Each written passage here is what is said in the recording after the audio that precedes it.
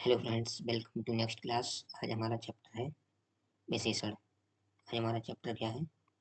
विशेषण। ने कल पढ़ा था क्रिया। चलिए अब हम आ जाते हैं अपने चैप्टर विशेषण पे। ठीक है, तो वे शब्द जो विशेष यानी कि संज्ञा या सर्वनाम की विशेषता बताते हैं। विशेष क्या होता है? संज्ञा या सर्वनाम विशेष से होता है। ठीक है, जैसे देखते हैं हम, जैसे सुंदर बच्चा, तो सुंदर क्या हो गया? विशेषण, क्योंकि ये बच्चा की विशेषता बता रहा है, तो विशेष से ही जिसकी विशेषता बताया है। ये देखिए, आप ये देख लीजिए पहले। विशेष क्या होता है? जिस संज्ञा सर्वनाम के बारे में विशेषता बताइए। जैसे किसी के भी बारे में अगर विशेषता बताई जा रही है तो उसे हम बोलते हैं विशेष। वो संज्ञा या सर्वनाम कुछ भी हो सकता है। यह बहुत अच्छा है, तो यह क्या हो गया? सर्वनाम। बहुत प्रिविशेषण हो गया, जो हम आगे देख लेंगे। अच्छा क्या? हमारा विशेषण। ठीक है, यह हो गया हमारा सर्वनाम। बहुत, देखते हैं कि बहुत प्रिविशेषण क्या होता है? प्रिविशेषण होता है वे शब्द जो विशेषण से पहले प्रयोग होकर विशेषण पर जोर डालते हैं। जैसे ये देखिए, अच्छा से पहले वो प्रयोग हुआ है और इस पे अच्छा पर जोड़ने लगे, बहुत अच्छा है, तो ये होगा हमारा प्रिविशेषण। और एग्जाम्पल देखिए, जैसे कि यह सुंदर फूल बहुत खुशबूदार है। यह क्या हो गया? सर्वनाम। ठीक, किसी वस्तु की ओर संकेत कर रहा है। विशेषण क्या है? इसमें सुंदर और खुशबूदार फूल की विशेषता बता रहा है। विशेष क्या हो गया? फूल जिसके बारे में बात हो रही है, फूल। प्रिविशेषण क्या है? बहुत, जो कि ये इस पे जोर डाल रहा है विशेषण पर। ठीक है, हाँ, ये सब हो गया। हम चलते हैं नेक्स्ट स्लाइड पे। एक बार आप ये विशेष और विशेष प्रिविशेषण समझ लीजिए। विशेष से वो होता है कि जिसके बारे में कोई बात हो रही है, अच्छी खराब कुछ भी बात हो रही है, उसे बोलते हैं विशेष, जो कि संज्ञा सर्वनाम हो सकते हैं। प्रिविशेषण वो होता है कि विशेषण पर जोर डालता है। जैसे किताब बहुत अच्छी है, तो बहुत हो गया। तुम बहुत लंबे हो। ठीक है, ये सब होता है। चलिए चलते हैं अब नेक्स्ट स्लाइड पर। देखो, विशेषण के भेद को दो प्रकार से बांटा जा सकता है। एक तो हमारा हो सकता है स्थान के आधार पर, इसके आधार पर, स्थान के आधार पर। एक होता है हमारा संरचना के आधार पर। स्थान के आधार पर दो तरीके का होता है, उद्देश्य विशेषण और विधेय विशेषण। ठीक है, पहले हम इसको पढ़ लेते हैं, फिर इसको पढ़ेंगे। लेकिन इसको देख लेते हैं कौन कौन से होते हैं। संख्यावाचक, परिमाणवाचक, सर्वनाम विशेषण और गुणवाचक। अब देखिए, विधेय विशेषण हमने पढ़ा था, ये दो प्रकार के होते हैं। तो पहले पढ़ते हैं विधेय विशेषण। यदि वाक्य से यदि वाक्य में विशेष विशेष चीज के बारे में बात हो रही है, विशेषण से पहले आ जाए। जैसे कि आज मौसम सुहावना है, तो विशेष से आइए। ठीक है, क्योंकि इसके बारे में बात हो रही है और जो विशेषण है वो बाद में आया है। ठीक, तो ये क्या हो गया? विधेय विशेषण, जिसमें विशेष पहले आता है और विशेषण बाद में आता है, उसे हम बोलते हैं विधेय विशेषण। उद्देश्य विशेषण क्या होता है? यदि वाक्य में विशेषण विशेष से पहले आ जाए, जैसे कि लाल तरबूज, ये विशेषण हो गया और ये हो गया विशेष। तो ये विशेषण पहले आ गया है, विशेष बाद में आया है। और इसमें विशेष पहले आता है, विशेषण बाद में आता है, इसलिए इसमें इतना ही फर्क है। ठीक, जैसे कि अच्छी किताब है, यह अच्छी किताब है। ठीक है, तो इसमें ये पहले आ गया अच्छी, तो ये होगा हमारा उद्देश्य विशेषण। और इसके हमने एग्जाम्पल देख लिए। सेब लाल है, तो सेब पहले आ गया, जो कि विशेष है। लाल बाद में, विशेषण वो विधेय विशेषण, ये उद्देश्य विशेषण। चलिए चलते हैं नेक्स्ट स्लाइड पर। अब आते हैं प्रयोग एवं संरचना के आधार पर इसे चार प्रकार से बांटा गया है। संख्यात्मक विशेषण, ऐसे विशेषण जो संख्या का बोध कराते हैं। ये भी दो प्रकार के होते हैं। एक तो निश्चित, जिसमें निश्चित संख्या का बोध होता है। एक तो अनिश्चित। ठीक, जैसे कि इसको भी हम कई तरीके से मार सकते हैं। जो महत्वपूर्ण है वो पढ़ लेते हैं क्रमबोधक, जैसे कि पहला, दूसरा, तीसरा, चौथा। ये निश्चित है ना, कि पहला एक दूसरा है, तो ये निश्चित संख्यावाचक हो गया। जैसे कि आवर्ती बोधक, दो गुना, तिगुना, चौगुना, 10 गुना, 20 गुना, तो वो निश्चित महसूस हो रहा है, इसलिए इसमें निश्चित है। आवर्ती हो रही है। समूह बोधक, ठीक है, ये गलत हो गया उस पे गलती से। और समूह बोधक में तीनों लोग, चार लोग, पांच लोग, 10 लोग, तो ये हो गया समूह बोधक। अब आते हैं अनिश्चित संख्यावाचक, जैसे बहुत। कोई चीज निश्चित नहीं है कि बहुत लोग आ रहे हैं, कितने लोग आए हैं, कोई चीज निश्चित नहीं है। चंद लोग आ रहे हैं, सैकड़ों लोग आ रहे हैं, हजारों लोग आ रहे हैं, तो उसमें कुछ निश्चित नहीं होता है, इसलिए इसे बोलते हैं निश्चित संख्यावाचक। अब दूसरा है हमारा परमाणुवाचक।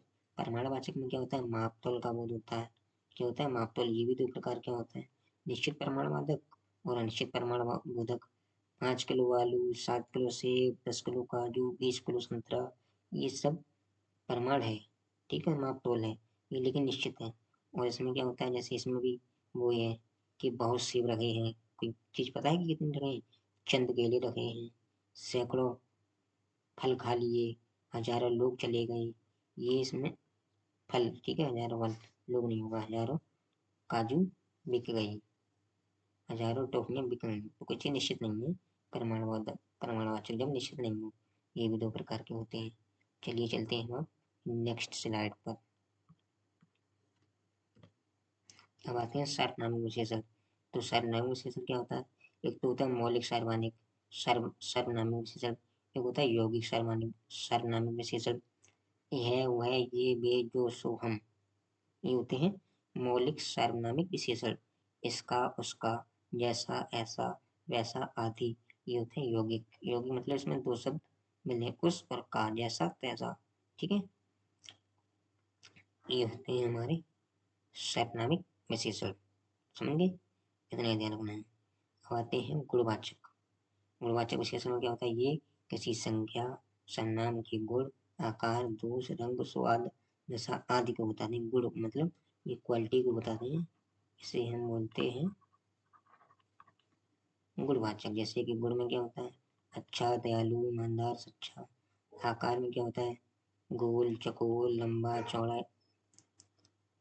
देखिए आकार में क्या होता है? ये भी क्वालिटी है ना, किसी की लंबा है, चौड़ा है। दोष, लालची, बेईमान, ये भी किसी के गुण गुण ही होते हैं। रंग भी गुण है, स्वाद भी गुण है, दशा भी गुण है। तो ये हमारा गुणवाचक, ठीक समझे होंगे आप। अब चलते हैं आगे।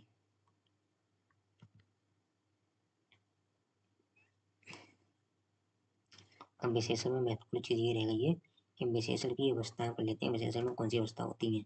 विशेषण में 3 अवस्था होती है, मूल अवस्था, उत्तरावस्था, उत्तमावस्था। ये आपने इंग्लिश में पढ़ा होगा।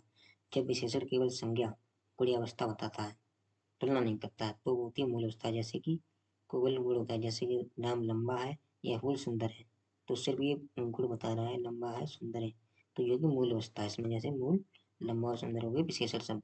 उत्तरावस्था में क्या होता है? जब विशेषण दो संज्ञाओं के बीच गुण की तुलना करता है, ठीक है। मूल अवस्था, उत्तरावस्था, उत्तमावस्था, इसमें दो संख्या के बीच विशेषण की तुलना करता है। जैसे राम श्याम से लंबा है, तो उसमें राम है जो श्याम से लंबा, तो श्याम से तुलना हो रही है, लेकिन ये क्या है? विशेषण है। जब इसमें तुलना होती है तो उसे बोलते हैं। जैसे ये फूल उस फूल से सुंदर है, दो चीजों की तुलना हो रही है, ठीक है। लंबा और सुंदर है यही, लेकिन इसमें उत्तरावस्था में दो चीजों की तुलना होती है, इसमें किसी से तुलना नहीं होती है।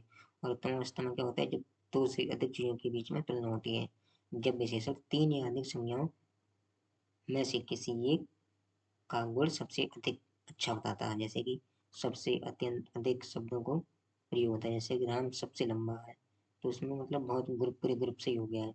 ये फूल सबसे सुंदर है, चीज वही है, मतलब शब्द वही है, बस इसमें क्या होता है? किसी से तुलना नहीं होती है, इसमें दो से तुलना होती है, इसमें दो से अधिक से तुलना होती है, ठीक। अब ये सब करने से पहले हम लोग एक बार रिवीजन कर लेते हैं फटाफट से। हमने बताया था कि सुंदर विशेषण हो गया, बच्चा विशेष हो गया, जिसके बारे में कोई बात बताई जाए उसे हम बोलते हैं विशेष, ठीक। यह सर्वनाम हो गया और अच्छा विशेषण हो गया। और ये बहुत हमारा परिविशेषण हो गया, जो कि विशेषण पर जोर डालता है। विशेष जिसके बारे में बात हो रही है, परिविशेषण जो विशेषण पर जोर डालता है। विशेषण कितने प्रकार के होते हैं? 2 प्रकार के होते हैं। स्थान के आधार पर, संरचना के आधार पर। स्थान के आधार पर 2 प्रकार के होते हैं, उद्देश्य विशेषण, विधेय विशेषण। संरचना के आधार पर संख्यात्मक, संख्यावाचक, प्रमाण, सार्वजनिक, गुणवाचक, ठीक है। विधेय विशेषण में क्या होता है? जिसमें विशेष से पहले आता है उसे विधेय विशेषण बोलते हैं। इसमें उद्देश्य विशेषण क्या होता है? जिसमें विशेषण पहले आता है, इसमें विशेष पहले आता है, इसमें विशेषण पहले आता है। अब देखते हैं हम आगे। संरचना के 4 तरीके के होते हैं, संख्यावाचक, प्रमाणवाचक, इनके नाम से ही हमें लग रहा है।